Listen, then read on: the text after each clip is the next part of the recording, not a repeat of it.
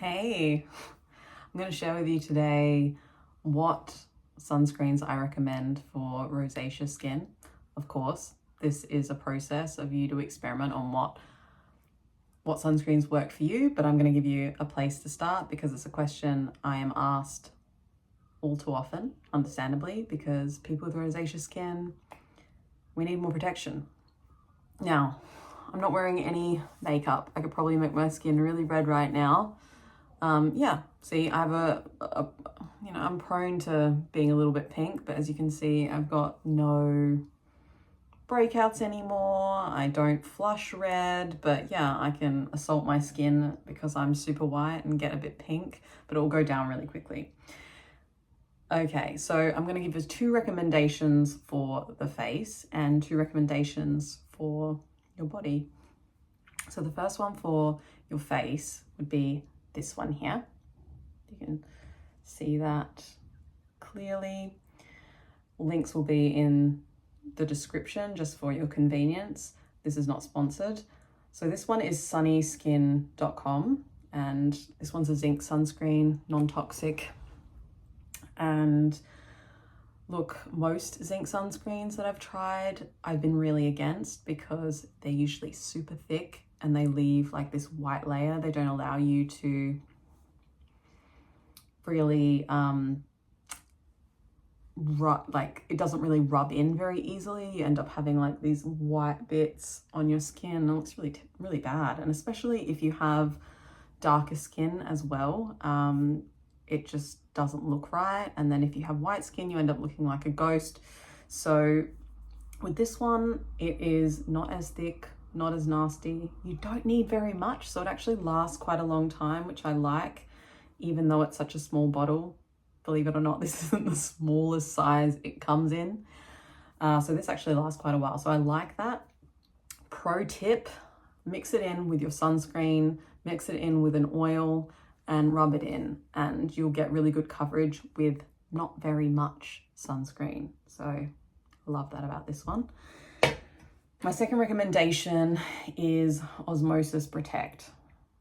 Now, I have a love-hate relationship with this sunscreen. The reason why I hate it is the reason why I love it, is actually because I love it, I should say. It is the best that I've ever tried.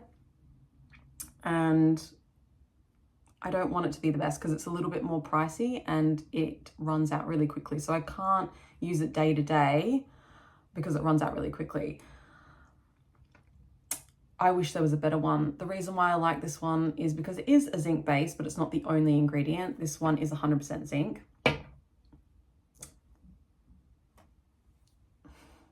What do I say about this? This just feels like moisturizer to me. This just feels beautiful on the skin. It has a really lovely smell. There's nothing about it that feels like sunscreen. That's why it's awesome. But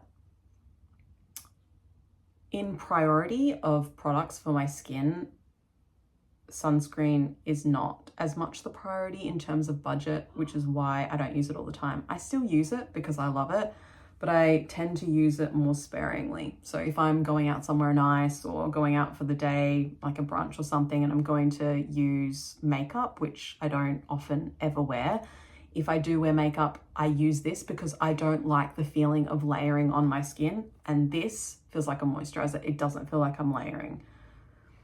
Give it a go. It's beautiful. Okay, now body. All right. Eco Sonia. They're a gorgeous brand. Gorgeous. Australian brand. Well, it says product of Australia, New Zealand. And they have a number of beautiful like facial oils and other products that are incredible that I use day to day, every single day.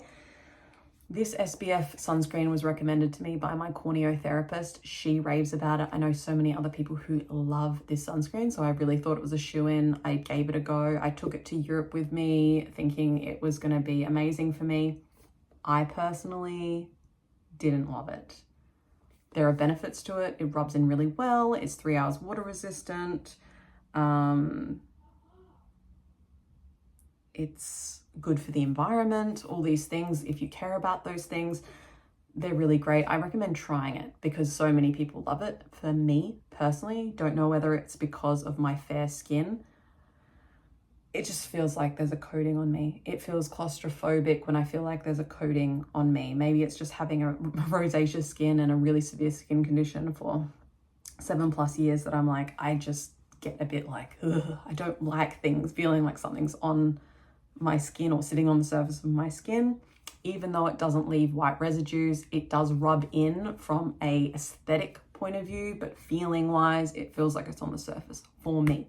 Other people love it, which is why I wanted to share it with you. Give it a go, give it a try. It might really work for you, and it's non-toxic, okay? So the one that I love, and it might be controversial actually, there are benefits and drawbacks to this sunscreen. So I really love this Parasol oil, and this one's 30+. In Australia, this is an expensive product. It's a European product, it's a French product. It's not something that I can buy in the store here in Australia, so I have to order it online. I tried this when I was in Europe, and it was a game changer for me to not feel like I had any sunscreen on my skin, but I'm still protected. It can help with a little bit of browning, still get some vitamin D, which is really important, without damaging the skin, still protecting the skin. I do have to apply this more often than I would something like this, but I don't care. I'm happy to apply a little bit more to feel like I just have moisturizer on my skin. It does keep my skin really moist. It doesn't smell like sunscreen. It doesn't feel like sunscreen. It rubs in really easily. Honestly, I love it. I really love it. In Europe, there's no downside to this oil. It's very cheap in Europe, and you can get the 60+, so you don't have to apply quite so often. So when I go back to Europe, I'm gonna stock up on this oil sunscreen.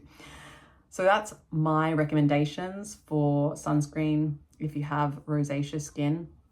If you have sunscreens that you love or that you recommend for people to try that have worked for you, please leave them in the comments below, because we need all the help we can get. You know, you've got to try these things. You've got to trial different products for your skin. Even with moisturizers, it's taken me, I guess it depends on the starting point, but when I look at when I started experimenting with different oils and realizing, you know, my barrier's improving, what oils work for me now that my barrier is really great, what moisturizers work for me, it was a trial and error phase.